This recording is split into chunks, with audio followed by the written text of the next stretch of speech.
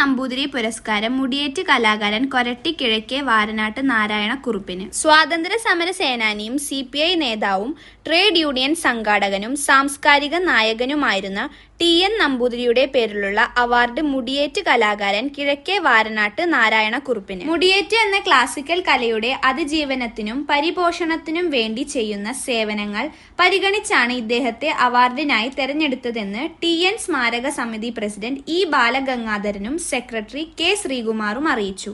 July 18-ന് TN നമ്പൂതിരിയുടെ 48-ാം ചരമവാർഷിക ദിനത്തിൽ Irinjalakuda town ഹാളിൽ നടക്കുന്ന അനുസ്മരണ സമ്മേളനത്തിൽ അവാർഡ് സമർപ്പിക്കും.